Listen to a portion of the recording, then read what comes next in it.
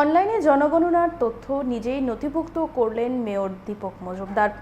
এই উদ্যোগের মাধ্যমে সাধারণ মানুষকে ডিজিটাল পদ্ধতিতে স্বগণনায় অংশগ্রহণের জন্য সচেতন ও উদ্বুদ্ধ করার বার্তা দেওয়া হয়। শনিবার সেন্সাস অধিকর্তা রতন বিশ্বাস মেয়রের বাসভবনে গিয়ে স্বগণনার সম্পূর্ণ প্রক্রিয়ায় তাকে সহায়তা করেন।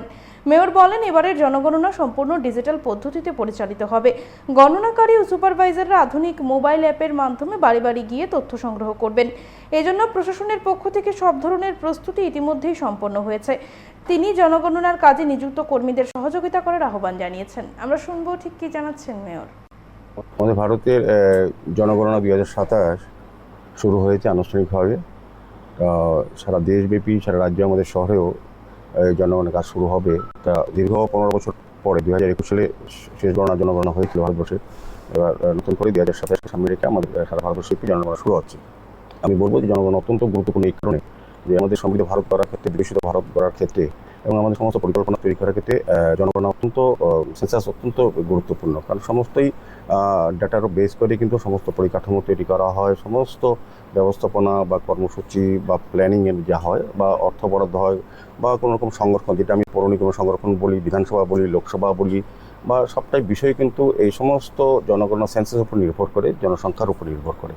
সমস্ত বাজেট বরাদ্দ বলুন বা অর্থ বরাদ্দ বলুন, বিভিন্ন স্কিমগুলি যদি আমাদের তৈরি হয়, সেগুলো কিন্তু সেন্সাসের উপর নির্ভর করে, ভিত্তি করা হয়। জনগণনার উপরে, জনসংখ্যার উপরে সমস্ত স্কিম তৈরি হয়। কাজে আমি মনে হয় যে এটা অত্যন্ত গুরুত্বপূর্ণ। আগরতলা শহরবাসীর কাছে আমার আবেদন থাকবে, আমাদের রাজ্য সরকার, আমাদের দেশের তরফ থেকে, আমাদের সরকারের তরফ থেকে, আমাদের সেন্সাস ডিরেক্টর আমাদের রতন বিশ্বাস আমার সঙ্গে আছেন এবং অন্যান্য যারা আধিকারিকরা এসছেন, সবাই চেষ্টা করছেন প্রত্যেকটি অংশের মানুষের যাতে তার ব্যক্তিগত জীবনপঞ্জি এবং ব্যক্তিগত সমস্ত ডেটা যাতে এটার মধ্যে এন্ট্রি করা যায়, অন্তর্ভুক্ত করা যায়। পাশাপাশি সমস্ত রাজ্যের সমস্ত ব্যবস্থাপনার মধ্যে, এটার মধ্যে শুধু যে আমার ব্যক্তিগত বিষয় থাকবে এরকম না, আমাদের শহর, আমাদের রাজ্যের সমস্ত পরিকল্পনার সঙ্গে যুক্ত যে সকল বিষয়বস্তুটি থাকবে সেগুলো কিন্তু অন্তর্ভুক্ত করা হবে। কাজেই জনগণনা অত্যন্ত প্রয়োজন আমি বলবো।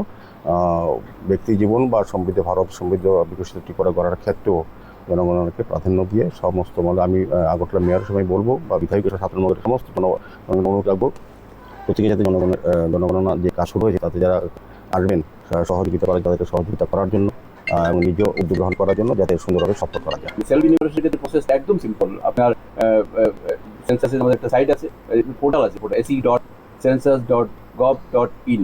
এই পার্টিকুলার পোর্টালে ক্লিক করলেই সঙ্গে সঙ্গে সেলফ ইউনিভার্সিটির চ্যাপ্টারটা, উইন্ডোটা খুলে আসবে। এটাতে ভিতরে গেলে স্টেট ত্রিপুরা চলে আসবে। আপনার মোবাইল নাম্বার দিয়ে ক্যাপচা দিয়ে ঢুকবেন, ঢুকার পর অটোমেটিক্যালি আপনার মধ্যে আপনার বাড়ির লোকেশন, তারপর সেন্সাসের আমাদেরগুলো 33 কোশ্চেনের প্যারামিটারগুলো আছে, এগুলো খুলে যাবে উইন্ডোটা।